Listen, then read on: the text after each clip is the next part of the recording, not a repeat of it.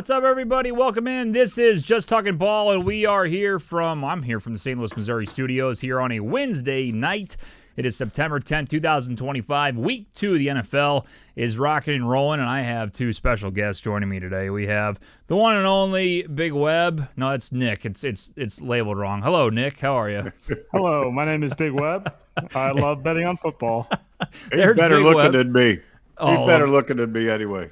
Oh, don't make his head any bigger than it already is, and that's a multitude of a joke there. So, Nice. But it's boys, it's week 2 of the NFL. We're rocking and rolling. You guys get involved here on the TikTok stream. We're also live on YouTube as well. It's from the50.com if you guys want to get involved all throughout the season. Get involved by going and leaving a voicemail. Text in live, as I mentioned, live every Wednesday and Sunday for NFL here on YouTube and TikTok. And send us an email at FromThe50Show. Oh, my God. I just lost my voice. FromThe50Show at gmail.com. You can also get involved by subscribing on YouTube. You can check us out on Instagram and TikTok for all our great short-form content, including Big Web freaking out at his bets. But, you know, sometimes we win some. We get good cash outs. If you saw our show or our video today, check it out. And you can see a lot of great content on there as well. So that is FromThe50.com. Big Web, I mean, you're a superstar again, man. It's starting to go viral. This is it's fun to see the people just kind of rooting for you. You know, people are like, this is great content to see the roller coaster that is Big Web on Sundays, you know. I'll tell you what, everybody tell them to tune in and their brothers and sisters, because I tell you something, this year is feeling good, man. We're lucky. We had luck on our side to cash out like that. Young Ho Koo misses the damn field goal. We didn't know if he was. Should I stay? Should I go now? What do you do? You were advising me. It was beautiful stuff, man. And it turned into a wonderful payday on Sunday as well. It did, yeah. That was actually a pretty electric moment because I felt for you, because I think gambling etiquette is you don't really talk about the fact that you need an extra point. Like I heard you say it, and then I reiterated it. I wasn't trying to be a dick, but it might have came off that way. I was really just wanted to see, because you were excited, but then you say, let's get the extra point, and I'm like, uh-oh, we need one more, and then I had a bad feeling, and all of a sudden, what went down went down. But that again, that reaction was so funny doing that during all of our reactions, just going crazy. I was like, just thinking in my head, not saying it, there's no way that he's going to miss an extra point, and it's going up. I'm like, oh yeah, that's definitely in. Then it clangs. You're like, oh my God. Yeah. It's the worst when it just clangs off the post. And that big noise. Yeah. And we're looking at a half a point spread there. It's not like it would have been a push. If he misses, it's a push. No. If he misses, it's a loss. You know, that's the thing. That was when the Bucks were trying. All they needed was that extra point for my over, and bonk. Well, and then, you know. I understand your dilemma there, because, again, as gamblers, we're sitting there going, man, that's $1,000. Like, all I need is them to kick a field goal, $1,000. But you were profiting over $600 to cash out, maybe even more than that. I think I saw it wrong. And I said, we got to hit the button here, dude. I mean, this is like one of those where if you lose, it's going to hurt way more than if you win $600. $600 is a great day. And sure enough, we said you got to be happy with the decision, and then Young Ho Koo went wide right with the field goal, and it worked out anyway. So it's crazy. So that right there tells me, week 1, Nick, we're destined this year. This is the year right here. This is the year. Week after week, baby. Well, you hope. I mean, we're not usually profitable until the end of the season, Big Web, and the playoffs with your bets, but now we're starting off hot on the right pace. Although we still got screwed on the 2.5 point teaser that I tailed you on. That was unfortunate. But yeah, Bengals kind of screwed us all on that. Yeah. That one looked good all the way, and then somehow the Bengals just can't beat the Browns by more than 1 point. I mean, are you kidding me? Yeah. Right. That one, and then. And then we missed Pittsburgh didn't cover the 2.5. They only won by 2. But I'll tell you something. For week 1 out of the chute, we were pretty damn close right there. I'll take that. Yeah, it's a good start. We were very close. My Lions, baby, really let us down on the bets, let us down as fans. Big game coming up against Chicago. I've kind of taken a little step back. I'm gonna, I'm Mr. Rah-Rah Lions. I back my team up, and I am backing my team up always. I think they'll be all right. But after that game, Nick, I'm a little worried. A little bit. I think you probably should be. I think we were all drinking the Kool-Aid on Detroit a little bit, but maybe Green Bay is a little bit better than I had them being, and maybe Micah Parsons actually does make a bigger difference than I initially said on Sunday. Definitely affected a couple big plays in that game, even where he didn't get to Jared Goff. Still affected him quite a bit, and credit to Green Bay for going out and winning that game. They kicked Detroit's ass. Yeah, it was an absolute shellacking. I mean, there was never a moment in that game I said, okay, Lions from last season are back. Like, they look great. They're gonna win the division. I didn't have one of those moments, and that was scary. I mean, my touchdown bet is fucking done. It's brutal. Week 1, and I didn't even have a sweat. They had one drive at the end where Tesla, by the way, still, I'm on the Isaac Tesla hype train. The dude's going to be an absolute stud.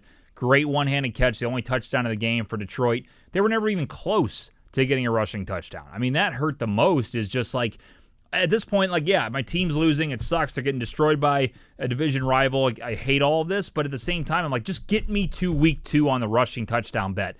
And I couldn't even do that. $90 down the drain, Nick. Brutal.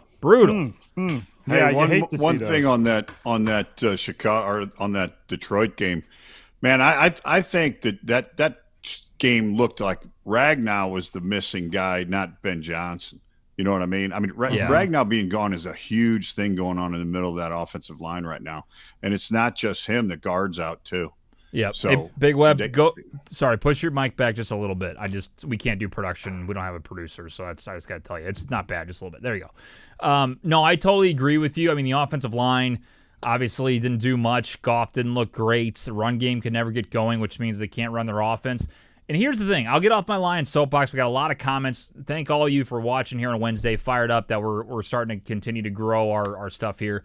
But the last thing I'll say, and maybe I didn't notice if AG did this the last few years, but it was so unnecessary to me where they kept dropping Hutch and the D tackles back to where the linebackers are to, like, cover passes.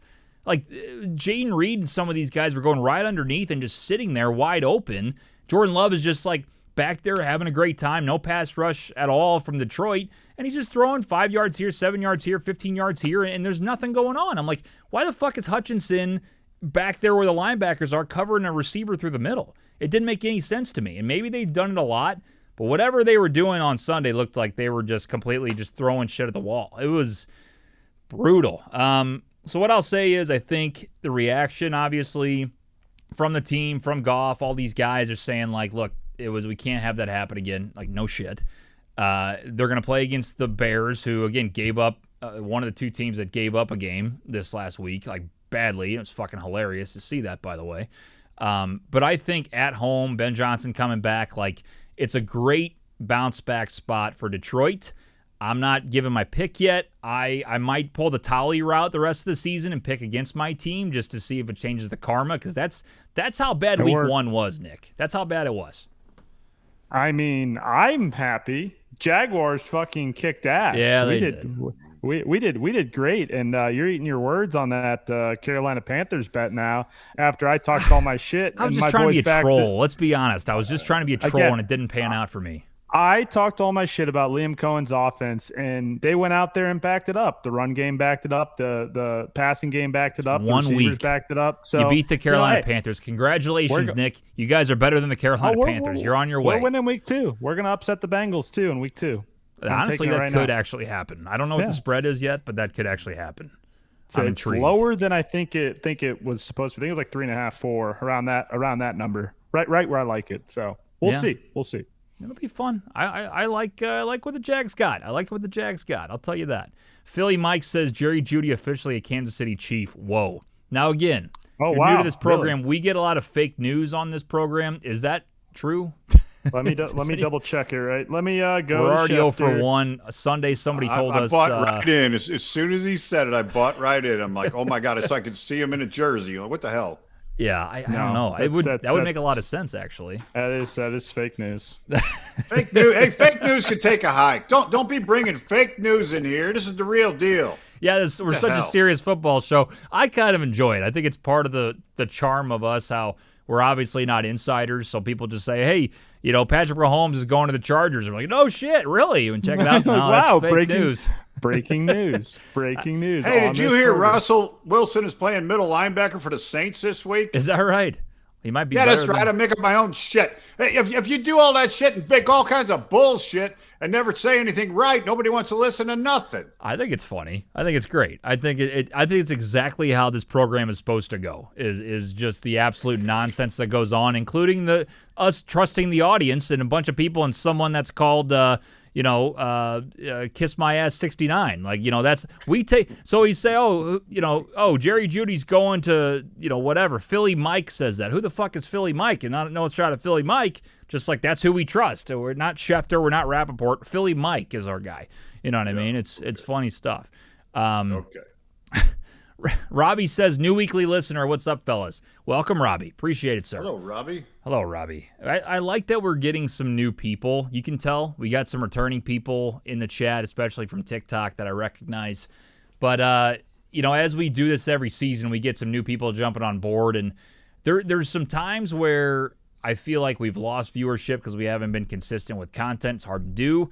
But I think as you build a small but loyal audience, I think that's what makes this thing go. It's just the best to be able to bounce off other people. Obviously, bounce off each other, but then you got people that are locked in on the chat all the time. It's so fun. So thank you guys if you're brand new for subscribing or just for following and checking us out, man.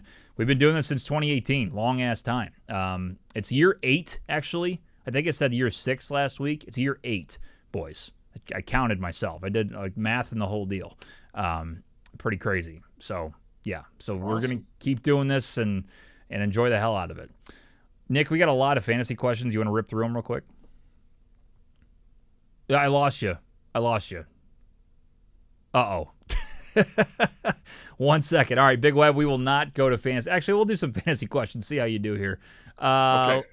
Let's see. Trade ETN for Sutton. That's from Carson. Would you trade Travis Etienne for I can't remember his name. It's been a long day.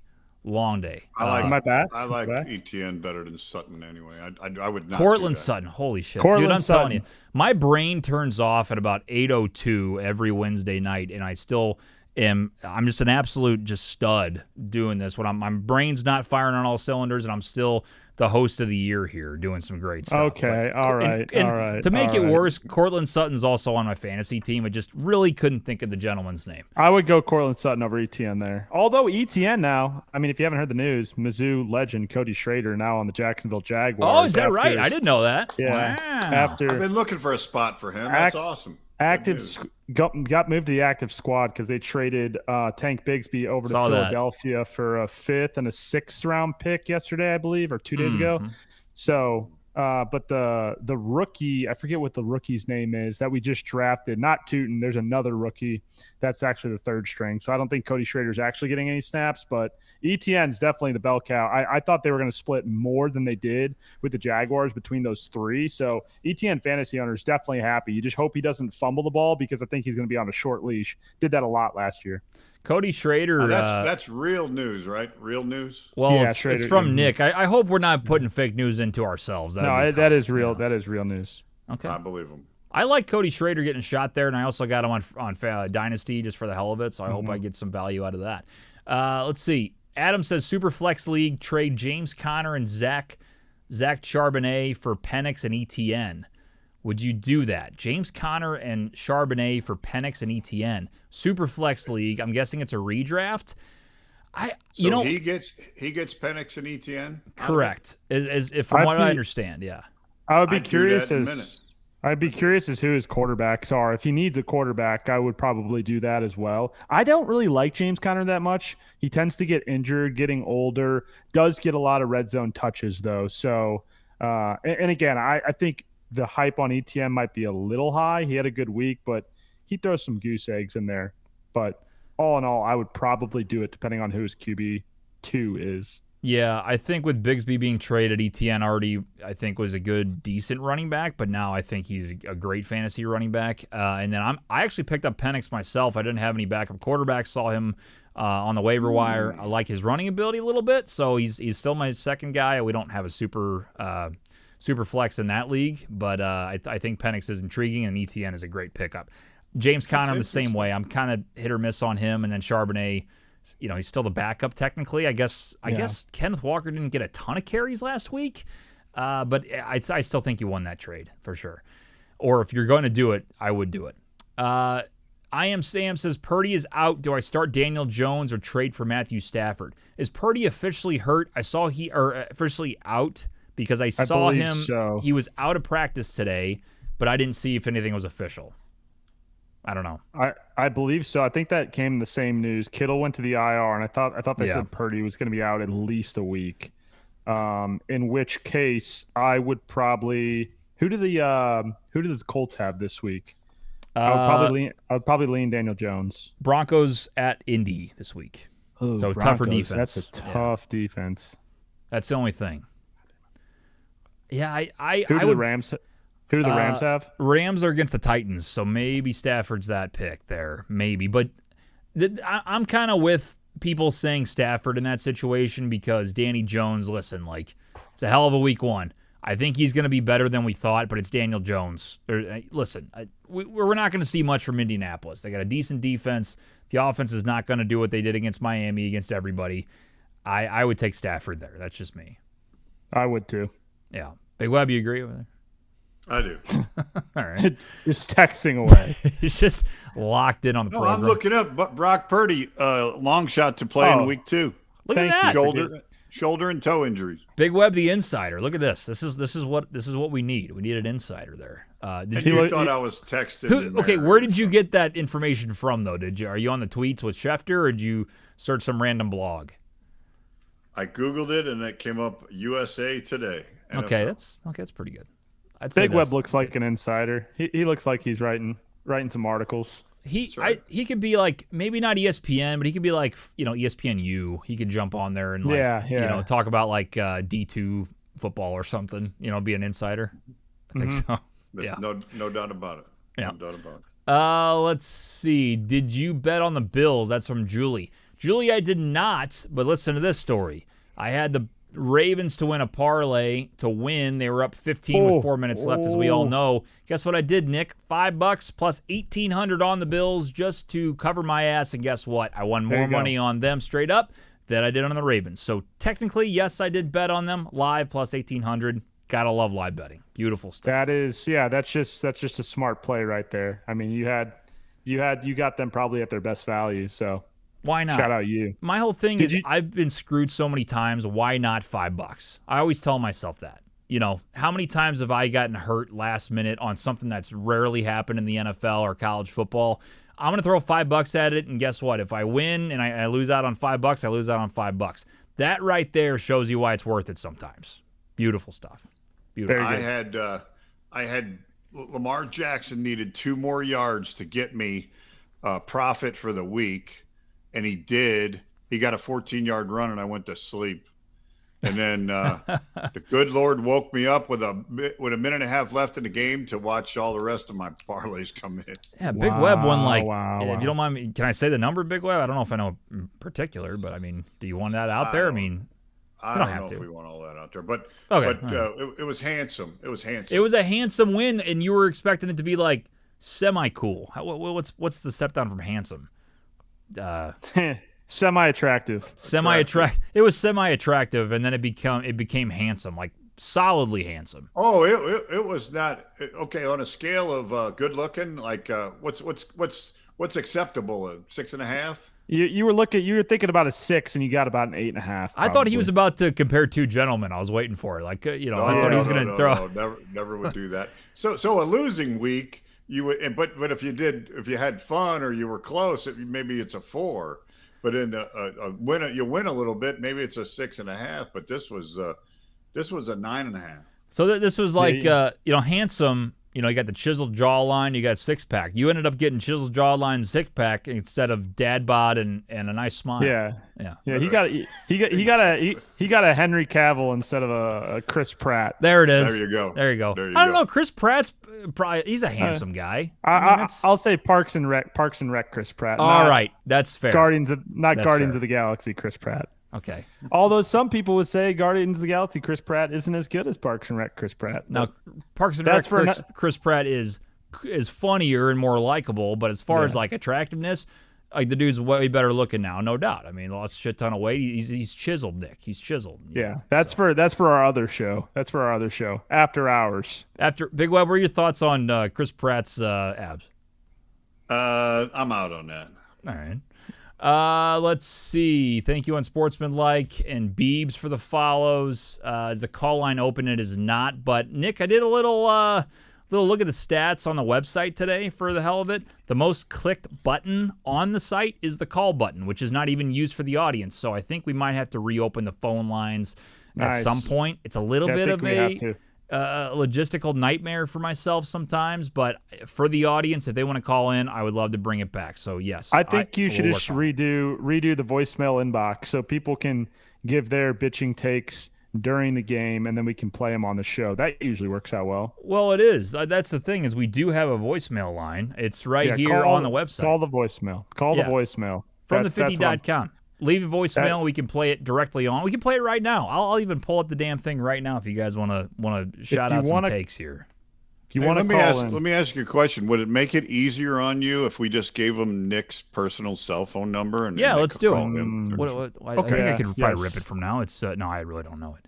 But no, I think 314-200-6120. That's my phone number. Is it? Okay. Sure it is. No, sure it's or not. is that no, Emo's? no, It's an Emo's Pizza somewhere in Ladue or something. That's an STL area code with a bunch of random numbers. So okay, well, whoever that is, welcome to the program. Welcome to the program.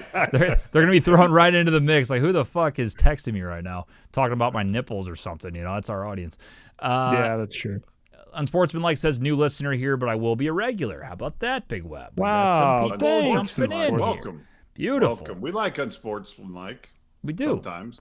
No doubt. But don't spit on anybody. Don't spit on anybody. Oh yeah, Jalen Carter got a mouthful from Big Web on Sunday for sure. So. Guess what? The league didn't do any more either. They said, "Oh, time served," because he sat out the game and he had to give him his game check. I don't know who gets that. Who gets that game check? Goodell? You think Goodell just pockets the game checks for when they're suspended? I think it goes to charity. I hope he goes to charity, and charity better spend it wisely. She's always fucking around with the money. There you go. Will the call in be primarily open this season? Yeah, we'll have it open at some point. Seth says start Mahomes or T-Law this week. Nick, I mean, you're Jacksonville Jaguars. You're fired up about them. I mean, would you start T-Law over Mahomes? Yes, I actually would. I think Mahomes, I was looking at it. I don't have the stats in front of me. If you can help me out, how good of a game he had against the Chargers. But I believe in Trevor Lawrence's wide receivers. I think both Travis Hunter and Brian Thomas Jr. both are going to be great. Travis Hunter didn't have that great of a game. Very average opening debut, but I do think he will get better. And for all intents and purposes, T-Law looks good. Like I said, if that offensive line can hold up, he'll be fine. So a healthy Trevor Lawrence is one I would be starting in fantasy week in and week out right now for sure. Even against Cincinnati, I would still do it. What do you say, Big T-Law's got the Bengals. And Patrick's got the Eagles, so that's a big part of this story. Yeah, is they're Patty's playing the Eagles. They're in Kansas City, but he did have a good game last week. 24, 39, 258, and a tutty. And he ran for 60 yards and a touchdown. So I mean, he had a good game. So still a good week against the Chargers defense, but I think he's gonna face a little bit stiffer competition against the Eagles. So correct. As much as I would say Patrick Mahomes is an automatic start every year, I think I'm on the wagon. I said it in week one that I think that this is the Chargers division to lose this year. I don't think the Chiefs are going to win the division this year, and this might be the beginning of the downslide for Pat Mahomes on the back half of his career. You know what? What am I doing? Start Patrick Mahomes over Trevor Lawrence. Listen. We can't do this. I don't know why I even thought of that. Yes, we can. Trevor Lawrence is on my waiver wire right now. Patrick Mahomes is not only one of the best quarterbacks of all time, he had a hell of a week 1. He hasn't been a great fantasy quarterback the last few years. I think he's going to start getting more numbers this year. Fantasy quarterback. Start Mahomes this week. I know he's got a worse matchup, but he's better than Trevor. Trevor still hasn't proven shit yet. You know what I mean? I mean, they played against it's a terrible team last week, and he still didn't put up great numbers as far as fantasy goes. So I don't know. I'd probably still go Patty. I know the Bengals defense sucks, but I'd go Patty over T-Law. Now, I would take T-Law over Penix or some other guys that might be waiver wire options. Maybe even Dak. I mean, the Cowboys are going up against the Giants, but I'd probably take T-Law over Dak, but not Mahomes. No, I'm taking that back right away. Let's see. PPR start 3. This is from Cade. JSN, Evans, Sutton, BTJ, Igbuka. I'll read it one more time. Start 3, full point PPR, JSN, Evans, Sutton, BTJ, Igbuka. BTJ, Sutton, and Igbuka is where I go. Big way. I like JSN. JSN got a big, a healthy dose. Didn't get in the end zone at all. Still a top target there in Seattle. I would definitely look at those matchups and maybe go JSN.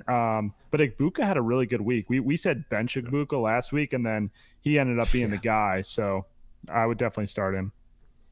I like Thomas Jr. plays for the Jaguars, right? Yes. So I like him. And Igbuka got, just like Nick said, he got a touchdown last week or even more than that. Who I'm actually going to change some dynamite analysis. BTJ plays for the Jaguars. Didn't he score a touchdown, Igbuka? Yeah. BTJ, Igbuka, and JSN. I'm switching up. I'm going JSN over Sutton.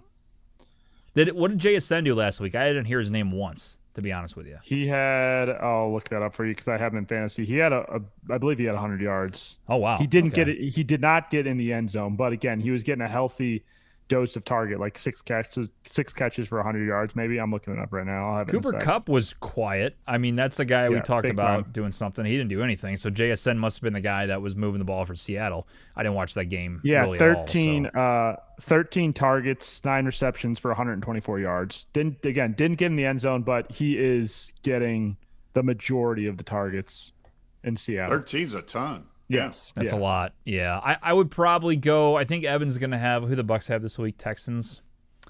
I think Evans is a good play.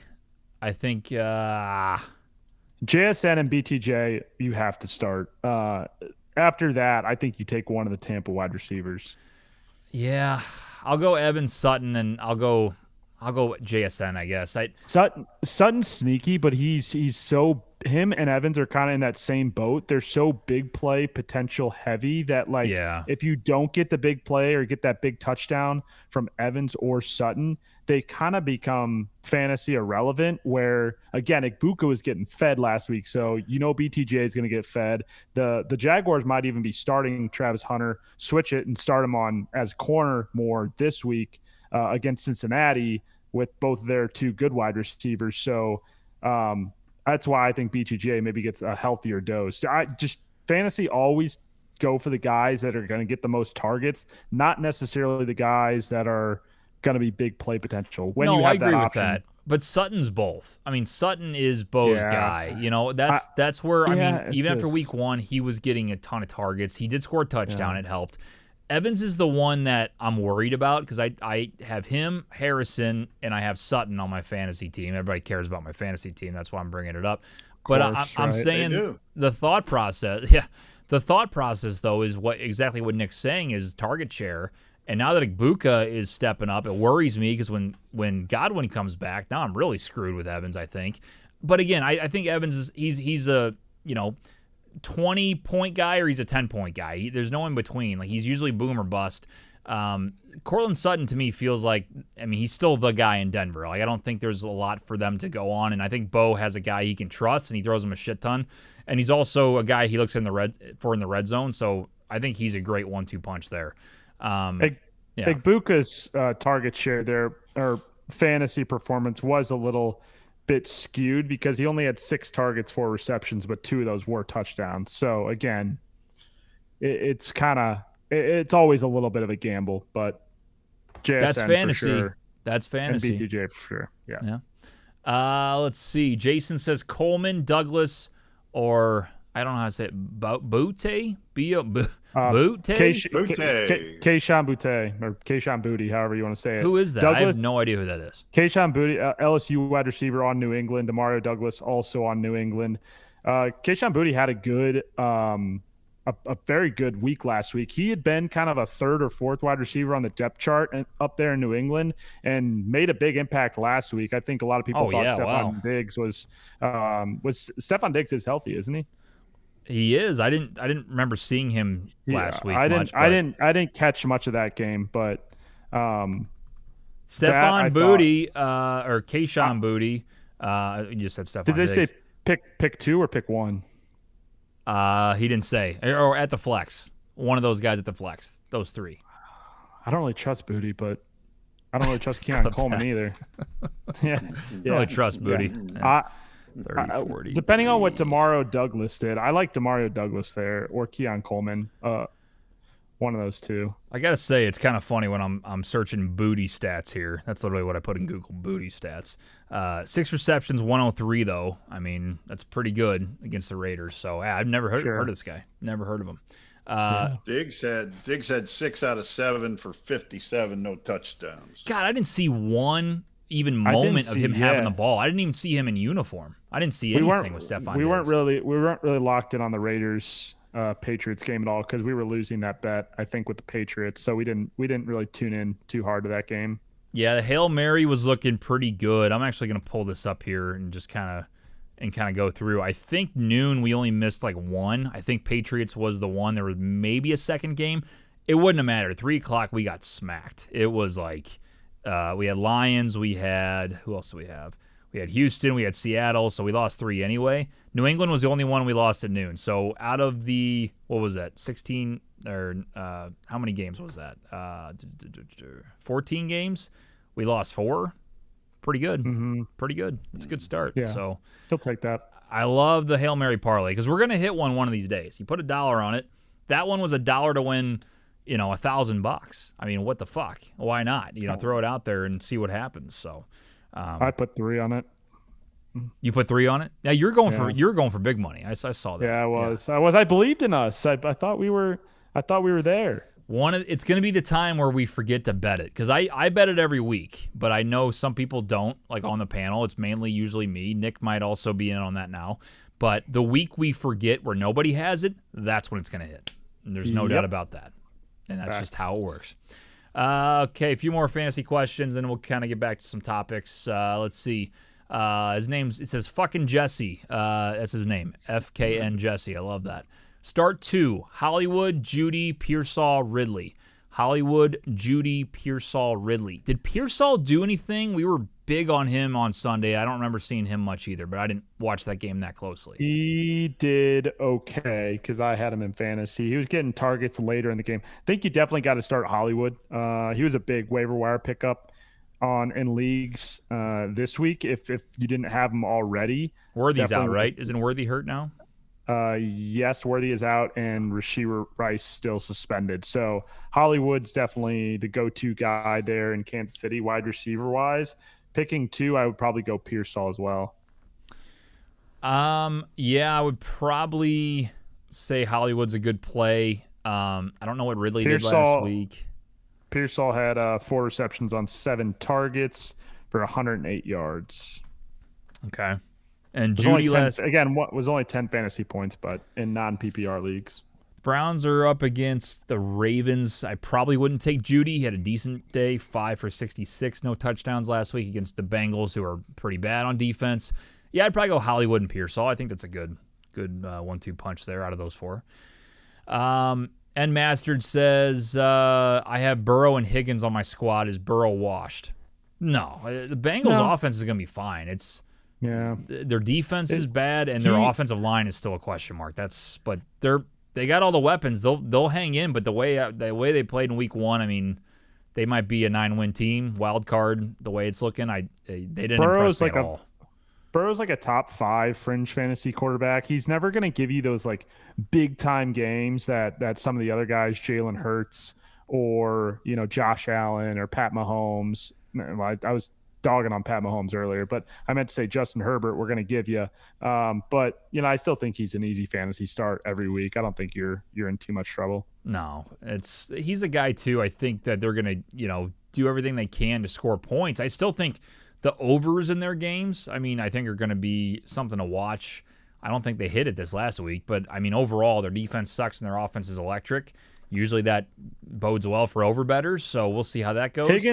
Higgins is tough because it's just like him and Jamar are both 1A, 1B kind of guys. There's not really Jamar's the number 1, but Higgins is the 1B. Like he's probably a number 1 on a lot of other teams. And just on Cincinnati, sometimes you're going to get the Jamar Chase week. Sometimes you're going to get the T Higgins week. So that's where it's a little bit tough in fantasy sometimes for T Higgins more so owners than Jamar Chase. T Higgins is definitely a wide receiver 2 on your squad. You can't really get away with T Higgins being the number 1 guy on your fantasy team. Yeah, he's just a hit or miss guy. He's electric and he can put up decent numbers, but he'll have big weeks and not so much. So it's just kind of the way that team works. I think Burrow, that whole team is going to be interesting to watch just because you also got to put in the fact of week 1 they played against Cleveland. In Cleveland, it's a divisional game no matter how good or bad some teams are. Divisional games are just different. As I said on Sunday, I saw a stat before we went on the show. I said Myles Garrett has sacked Joe Burrow more than any other quarterback in his career. So they know how to get in his head. I don't know if anybody really gets in Burrow's head, but I just think the Browns always play up to the Bengals, and they always get to them, and sure enough, they did. I thought that they'd be overpowered, and they definitely were not. So one thing about it, though, Cincinnati came out of there. They didn't look good. They killed us and a lot of stuff, but they got the win. They got the dub. So maybe that'll give them a little boost. I don't know, but they needed to get out of the chute, not just 1 week. They need to do very much better the next 4 games to get out of the chute. But that win helped them, I think. Let's see. Pick 2: Sutton, Pickens, Hollywood Brown, or T Higgins. Out of those 4, I would probably go Sutton for sure. And then I know Hollywood might be the play because of the Chiefs receivers being hurt, but I'm going to go with T there. I think that's a bigger name, a guy who's got a higher ceiling. So give me T and Sutton there. I'm going T and Hollywood. I heard Cleveland, the team, including Myles Garrett, is very much on the side of Sanders to play quarterback up there. Oh, really? I think they think that kid's going to spark them. So there was a little report today, and it could have been fake news. I don't know. But it said that Stefanski's lost the locker room because they all want – he made a statement today that said Sanders is a development quarterback. He's not really – he's third on the depth chart, not really in the picture to play at all this year. And the team's turning on him for that comment right there. It's the truth. That's absolutely the truth. And even if he was lighting it up, like it's the organization's decision. Like there's also rookies in the past that you think they're ready, and the organization doesn't want them to be ready yet. Shedeur, look, he's electric a couple games in the preseason, but he took some bad sacks. He threw some bad passes. Yeah. He's got a lot of learning to do. Like you see Caleb Williams struggling still with the way he reads, the pass rush, not getting the ball out. Shedeur's going to be way worse than Caleb is, like in that regard, and he's not as talented as Caleb.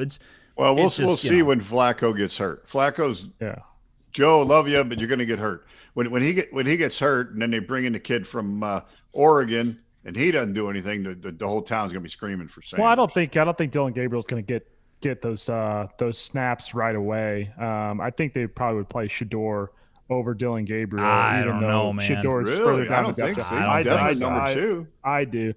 I think eventually Shedeur passes up for number 2 on the depth chart. But like Joe Flacco game managed that game fine in Cincinnati. I think people, all the fans and everybody wants Shedeur, but like very rarely you're going to get a Jaden Daniels type year for a quarterback in their rookie season. It's probably smart just to keep developing him, letting him learn the playbook, letting him work out and practice and do all those different things so that he is ready for the time when the time comes. I do think, though, Shedeur will pass up Dylan Gabriel on the depth chart at some point. I thought so too, but then Dylan Gabriel, I was like kind of shitting on the guy because I'm like the big web mindset of he's too small, he's too short. When I saw him in preseason, the one difference that Shedeur to me has more talent, he's got a better arm. But Dylan Gabriel did one of the most important things you can do as an NFL quarterback. You get the ball out of your hands. And he was quickly throwing the ball, and he was accurate as shit. And to be honest, sometimes it's all you need. Yeah, you need the flashy plays sometimes. You need to extend plays, all this stuff that the best in the business do, the Josh Allens of the world, the Lamar Jacksons of the world. But you have to have the basics down. Josh has that. Lamar has that. And a guy like Dylan Gabriel has the simplicity of just getting the ball out, and they rather have a guy move the ball that way. Like, that's kind of what Flacco's doing now. Flacco's old as shit. He's not doing anything flashy. He's getting the ball out quick, short, medium routes that honestly are good enough, and that's why they like him, because he's doing good enough. He's not a superstar, but maybe they don't think Shador is going to be a superstar, or they're afraid he's not ready, so they throw him in there, and he's trying to be the hero, kind of like you see Caleb Williams. I hate to pick on the guy, but that's what I see, and it gets him into trouble. You know what I mean? So that's the difference. I see Dylan Gabriel as a safer play for them, at least in the early time before they get a real quarterback. There's no offense to him, but I don't think he's the future of the Browns. It's just like for what they have right now, they'll definitely, to me, throw Gabriel out there first to play simple football. Maybe test Shador if Gabriel can't get it done. And then next year is one of the best quarterback drafts we've had in a long time. So Cleveland's got a lot of options. I don't know what their plan is. I think they just took a bunch of quarterbacks, say, let's see if one of them works out. And if we get a diamond in the rough, great. That's our franchise quarterback. Otherwise, we'll suck again, and we'll take a top quarterback in the next year's draft with Drew Aller and who else is there, Nick? There's a million quarterbacks I'm blanking on. Oh, I'm not familiar right now. I haven't looked at the updated draft. I know Arch Manning is going to stay another year, so he won't be in next year's draft. How can you say? How can you say that already though? Like, do you believe that? Like, I don't know. That's what Archie said before the season. He said that he was going to stay for 2 years. Archie being his grandpa.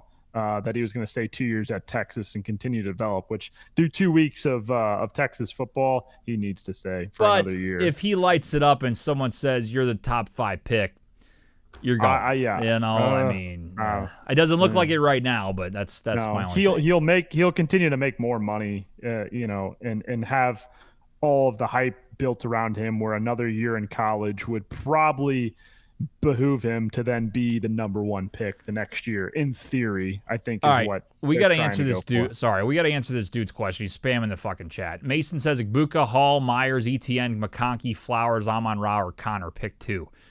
Jesus, that's way too many. Go a lot of people. One more time. Go quick. Igbuka, Hall, Myers, ETN, McConkey, Flowers, Amon-Ra, Connor. Amon-Ra and Igbuka. Please stop spamming the chat. Holy shit. Amon-Ra, McConkey. Big Anybody but Hall and Connors. Okay. And then Subu says start Baker or Justin Herbert. Or no, Justin Fields. I'm going to go ahead and say Justin. Fields had a good game for sure. No way. He looked good. Justin was great. You wouldn't take Justin over Baker? Okay. Baker just a points machine. Who does Tampa have this week? Tampa has the Texans Monday Night Football. One of the 2 Monday Night Football games. So. All right. Okay. All right. Yeah. Still going Baker. Your thoughts are welcome here on TikTok or YouTube from the50.com if you want to see all the links that we have. Leave a voicemail for the program, whether it's Wednesday or the Sunday show. You can click on it and leave a voicemail quickly on your phone or on your computer, wherever you may be. Text in live here on YouTube and TikTok, and then send us an email at fromthe50show@gmail.com. We are live every Sunday through the NFL season from 9:30 a.m. all the way up until 11 a.m., talking pretty much everything we're talking about now. This program in particular is no plan. We just kind of jump on and talk about, the top storylines going into week number 2, some predictions we have. We have Big Web's best bet of the week, which we do make him do Thursday so we can post his parlay for the weekend. But you'll hear his updated stuff also on Sunday.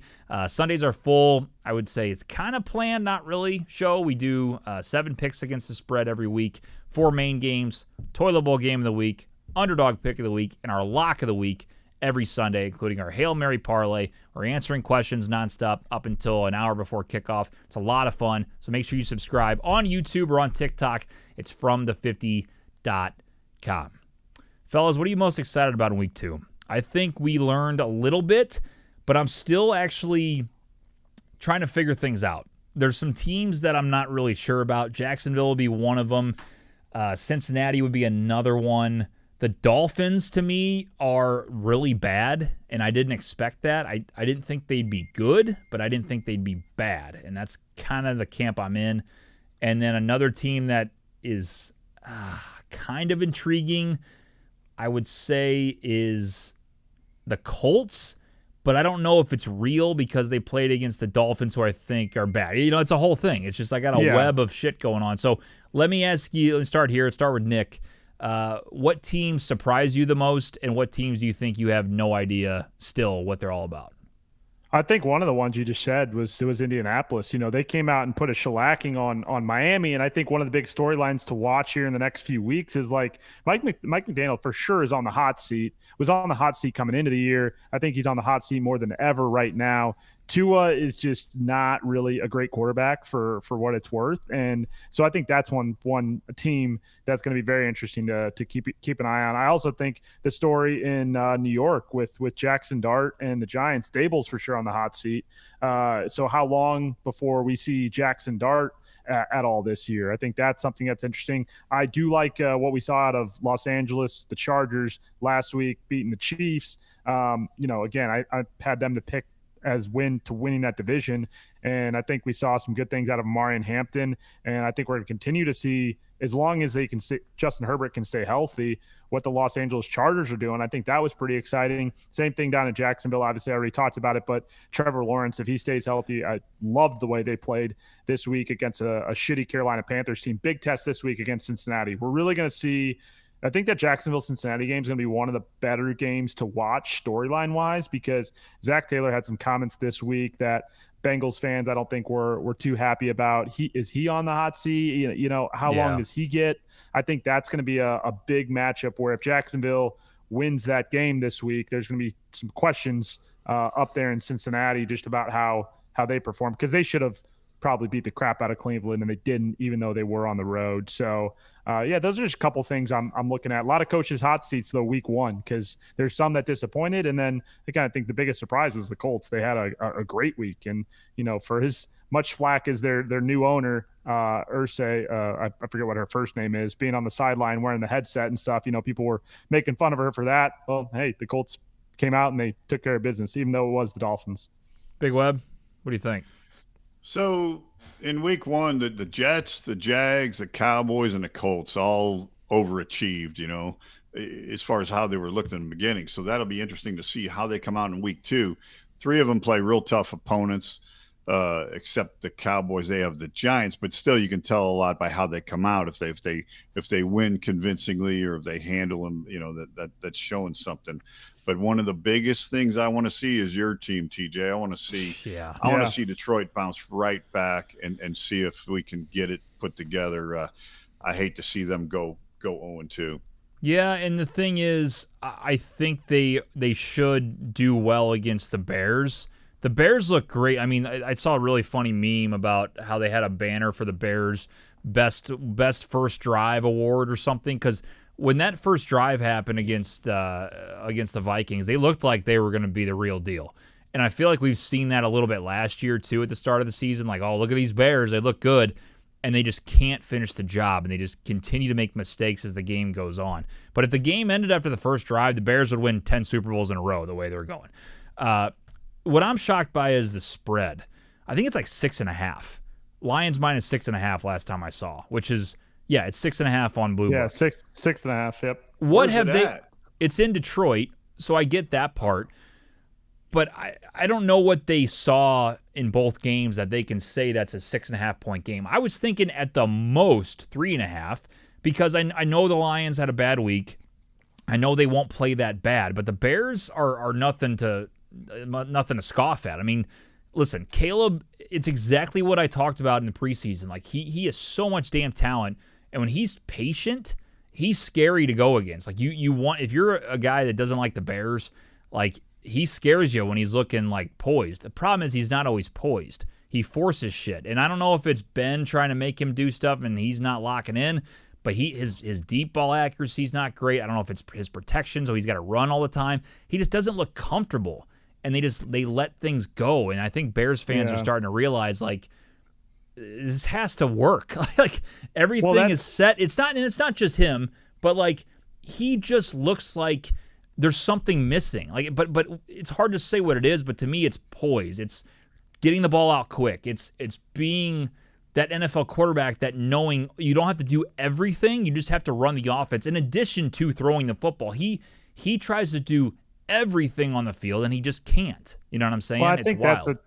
I think that's a testament to the offense that Ben Johnson is running. You know, Ben Johnson runs a tough offense. It's hard to, it's complex, and he's going from a quarterback in Jared Goff, who's a multi-year NFL veteran, to Caleb Williams, who's still basically a rookie quarterback. And I think you're seeing some of those growing pains early on that I think over time, I think Caleb Williams later in the season, the Bears will be a lot better and have a lot better back half of the season, again, if they can stay healthy, than they are on this front half of the season. And I think you're also seeing Detroit coming off a game where they got their ass kicked to expect maybe or at least the books are saying, people that are betting the game are expecting the Detroit to come out with a vengeance and maybe take advantage of a Caleb Williams-led team that isn't in form yet, with a new head coach and with a new offense. Yeah, and that's what I'm waiting for, because I'm now nervous because I was expecting, and I'm still expecting, a pretty good season. But now we're at a point where if the Lions lose to the Bears this week, the season's not over, but it's a totally different mindset. It's going from Super Bowl contender to, holy shit, are we going to go 500 or like a little over 500? Well, those are you know what I mean? It's one of those that I think it's such a big game that I think we're gonna like see the Lions pull out all the stops, and that's probably why it's 6.5. But I think the Bears are gonna keep it close enough. It's a tough one. I'm not gonna touch it. I'm not betting anything. I know we have to pick it for Sunday, and I will, but I'm not betting that at all. I'm watching as a fan, and I want to figure both teams out, but especially my team for sure. It's tough having a couple divisional games there, right off the rip to start the season, and especially the fact that J.J. McCarthy and the Vikings just went and beat the Bears in that comeback victory, and now they're playing their first home game against the Falcons team that, probably we still have a lot of questions about. So if like the Vikings are win and then the Lions lose and the Packers win, all of a sudden, Lions are 2 games back already, 2 weeks into the season, and that's just not the start that you want. So I think that's where there's why you're seeing that bigger spread, is everyone's expecting the Lions to come out and just put the Bears in their place, as the team that's been there before, the more experienced team. Especially, I agree. You were talking about earlier about what the hell they were doing with their D line. Like, I don't know. This is an opportunity right now for Dan Campbell and that Lions defense to just wreak havoc on Caleb Williams. And what better way to do it against Ben Johnson? That they're licking their chops to go after Caleb this week more than they would in other weeks. Go ahead, Big Web. That game was so odd though with Chicago. Chicago looked like gangbusters for a half, and Swift was running over people, man. I mean, Chicago looked really, really good. One play, Williams ran around the outside, and he had so much speed, he just cleared everybody, and it looked impressive. But man, all of a sudden, fourth quarter, they hit a wall. They hit a total wall and couldn't move the ball whatsoever. And on the other side of the ball, quarterback for Minnesota, J.J. McCarthy. J.J. McCarthy's gunning the ball. He reminded me of Jay Cutler. He's throwing the ball so goddamn hard. He threw it right through Justin Jefferson's hands at one time, and Jefferson never misses anything, and it flew through there like a fucking race car, man. But then he did throw one touch pass to the back. So anyway, Aaron Jones. I'm just more to be seen by both of those clubs for me. Here's why I'm nervous, because I want to be optimistic, but there's two things that I think, one of two things that's going to happen here, and it doesn't mean it could be close or it could be a blowout with one of these happening. But I think either Ben Johnson comes in and he's like, I got this. I know everything this team's going to do. I worked with John Morton. I know that Shep's doing the same thing that AG did. I know what the Lions defense is going to do. I know what Dan's going to do. And then he's just going to fucking run circles around us because he's going to know everything. Or he's going to be freaking out saying, I'm 0-1, should be 1-0, going back to my old stomping grounds. This is a big fucking game, and then he shits down his leg. So there's two things. One of those two things could happen. It could also be that both teams make mistakes, and whoever makes the least amount of mistakes wins the game. To me, if they're going back and forth, if the Bears don't come in and dominate because Ben has an insight on the way the Lions have been coaching or game planning over the last few years, and he knows how to defend against the run, especially to not get Goff going eventually with play action, then the Bears are going to be scary. If they play almost a perfect game, they'll win that game easily. I hate to say that, but if they make enough mistakes like they did against Minnesota, even a little bit less than that, the Lions will win the game. I'm nervous. There's a lot of interesting storylines here, but you start out 0-2, especially losing to the Bears at home, it's going to be, man, I don't know. You're going to see a somber TJ Weber week 3 if that happens, man. I don't know about that. It's going to be wild. Anyway, it's going to be a fun game. Let's see. A couple comments here on TikTok. Nico and A-Chan for Gibbs and A.J. Brown. Should I do it? That's from Demetrius. So Nico, I would not do that. Yeah, you would not get Gibbs and A.J. Brown?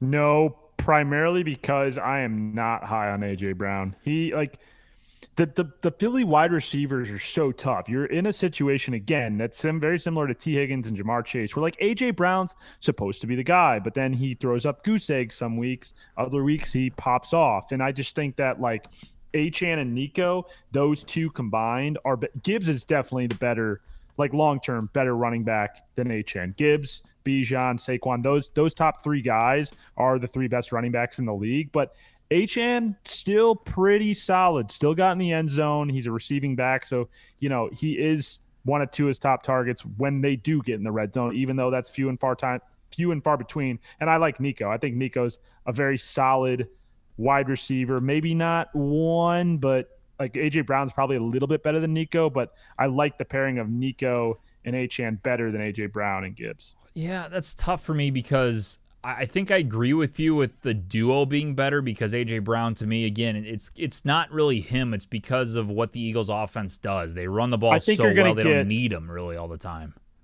I think you're going to get a little bit more consistency with Nico and A-Chan week in, week out. I don't know, long-term, if you're looking at the season long, who's going to give you more fantasy points combined as a pair. It could go either way, and it may be Gibbs and A.J. Brown, but I think just when you look at fantasy, it's you need to win week over week to make the playoffs. You can't just have one big week of A.J. Brown and then the other 3 weeks you go 1-3 if he throws you 3 goose eggs. So I think Nico and A-Chan are more consistent, which is going to give you a better chance to win week in, week out, even if they're not the sexier names, right, in fantasy. So my thing is, I'm totally with you there. I would say, though, if you can get Gibbs and if there's another receiver you could throw in there maybe besides A.J. Brown – yeah, you saw Gibbs got shut down all last week. The Packers did not let them run or do really anything. He got 10 receptions, still got 15 points in PPR. So the dude's gonna eat, especially when he gets his big weeks. That dude's gonna score. So out of those 4, he's obviously the best fantasy player out of those 4. But yeah, A.J. Brown is the question mark. I'm kind of with you. Brown had 1 for 8. 1 catch for 8 yards. Oh, it was brutal. It was terrible. The problem you run into with the Eagles is that, number one, Saquon, he's getting the ball, 6-7 times out of 10 in the red zone. The other 3, Jalen Hurts is going to run it in himself. So right. when you get down inside of 20 in those red zone scenarios with the Eagles, wide receivers are not the priority. So you're only getting those when it's a big play to Devonta Smith or to A.J. Brown. And those are rare. Those are rare. Those are rare. No They work in the tight end, very minimal. But your A.J. Brown is another wide receiver, kind of like Mike Evans, where you're just waiting for the big play to happen. Which, if you get it, great. That's 13 fantasy points in one play. But without that, you end up with 1 catch for 8 yards. Yeah, and that's the thing is when you have these offenses that have so many guys to go to, it's hard to rely on them because they're supposed to go off, but they don't always do it because again. In that game on last Thursday night, against the Cowboys, all they had to do was run the ball. I mean, they didn't do much. And when Jalen and Saquon are on, they don't need to throw the ball. And the receivers don't care. The Eagles want to go win championships. That's why they're so good that when the run stopped or they're running so much they can do anything they want in the passing game as well, they're unstoppable. So it's hard when you have those teams that, to me, that's how the Chiefs were for a while too, the way they went about things, and we're just playing simple football. It almost pisses you off that they barely win, but that's all they care about is winning by a little bit. A W's a W. They don't care by how much, and that's kind of what the Eagles can still win by a lot. What I'm saying is they just want to win games and move on. They don't care about padding stats or anything like that. And that's why looking at like fantasy is completely different than how you bet on a game or even play on player props. Because fantasy, again, you speaking on HN, you want a guy who, even on a bad team, he's the go-to guy. He's the bell cow back. He's the guy that's getting the targets in the end zone. Same thing with Nico on Houston. Like, they play in a shitty division, but like Nico's the guy. Like, he's gonna get his targets every week. Same thing with JSN, like we were talking about earlier. Kind of a shitty team, but like, he's getting the targets, he's going to have the volume, and eventually he's going to score. So, those guys in fantasy, while they're not on maybe the best teams, end up being better players because of like what their usage is. Yeah, absolutely. It's interesting. Some of these, like, I don't want to call them super teams, but teams that have so many weapons, fantasy can really hurt you. No doubt about that. We had a bunch of this. I have a gripe with TikTok. I just gotta say, not the TikTok audience, TikTok the platform. They have this thing where you have to, like, if you're on for over an hour, you have to like tell them, you have to like slide this button over. My phone's facing the other way, so like I have all these comments I was gonna read, and now they're gone. So sorry to everybody that didn't work out, because I can't see when the fucking thing shuts down. But anyway, we're gonna go ahead and wrap it up anyway. Get to Big Web's best bet of the week and get out of here because we've been over an hour and I'm tired. So Big Web, what do you got for week 2 parlay? We were close to week 1. We were very close. It's those damn Cincinnati Bengals that didn't cover the 2.5. They only won by 1. Right. No, very close. And I think we got a nice shot to get into positivity this week, guys. So right. I like the Buffalo Bills money line this week. Big Web, hold on. How do we, every week, you know how we do the videos. The money comes first. The money comes first, my guy. 100 pays. Fuck, I got to look it up. Hold on. You guys get involved from the50.com. Let's see. John says, dang it, tried to call in and never got through. Yeah, like I said, we haven't really done anything with phone lines in a bit, so hang tight. That's for Nick and Big Web to join the show. But we do have a voicemail line. If you guys want to do that, it's a lot easier logistics-wise, but I'll try to get a live call in next week maybe, see how that goes. So, Big Web, continue. Okay, here we go. So this is a tad conservative, but 100 pays, 334. Oh, all right. The Buffalo Bills money line are playing Cleveland at Baltimore. Wait. I'm sorry. I said I lied. I lied. Buffalo Bills are playing at the Jets. I still like a money line. The Jets played good last week, but give me the Bills. So we just went, Bills are playing the Browns at the Ravens. Is that what you just said? That's not what I said. Ready, retake. Okay. 100 pays, 334. I'm definitely leaving that in. 100 pays, 334. Buffalo Bills money line, they're at the Jets. No problem. The Baltimore Ravens have the Cleveland Browns in town, but Baltimore down to -6.5. Not that I had to, but I wanted to. -6.5. All right. The Chargers, the Los Angeles Chargers, who played phenomenal last week, I'm giving them +3.5, Nick.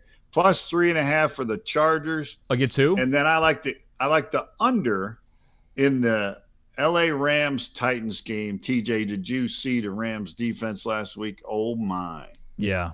Under 48.5. So you got the Bills money line, Baltimore -6.5, Chargers +3.5, and the under in the Rams Titans game, under 48.5. 100 gets you 334. You're not worried about those Raiders on Monday night against your Chargers? The Raiders. I'd be worried about the Raiders if I were you. I'm not worried about the Raiders at all. All right. Well, that's a nice little parlay, Big Web. We'll be excited to see what the TikTok audience says about it when we post it. And I'm fired up. I think, we're 0-1, but how many times last year we missed by one leg? Like, I'm not going to slam you this year. Like, if you miss by 2 or 3 and you get smoked, yeah, I mean, we got to bring it up. If you lose 8 parlays in a row, I'm going to bring it up. But, like, one leg ain't bad. It's close. And honestly, that's the one that I had as my lock. Nick has his lock, and Big Web had his lock, is 5.5 with Cincinnati. And just guess what? It didn't work out. So I like where we're at overall. Right. I do. Nice. Thank you, sir. Yeah, you got it. All right, guys, that'll do it. Awesome Wednesday show here for week 2 of the NFL. We're live once again on Sundays from 9:30 a.m. CT all the way up until 11 a.m. So we give you an extra hour before kickoff to get your fantasy squads figured out, to put all your bets in, your parlays, whatever else. So that's why we're going an hour early this season, 9:30 a.m. CT to 11 a.m. here on TikTok and on YouTube every single Sunday during the NFL season up through Super Bowl. We've been doing it since 2018. We'll be doing it for a long time after that as well. And again, make sure you get involved on the website. You can find all our links, again, from the50.com, TikTok, Instagram, YouTube, Apple Podcasts, and Spotify. You can listen to every episode, every pick we've ever done dating back to 2018. If you go on the Apple Podcasts or Spotify playlist, show standings are also on there online at fromthe50.com. Well, that'll do it for Big Web. For Nick, I'm TJ Weber saying so long. Appreciate you guys. We'll talk to you soon here on From the 50.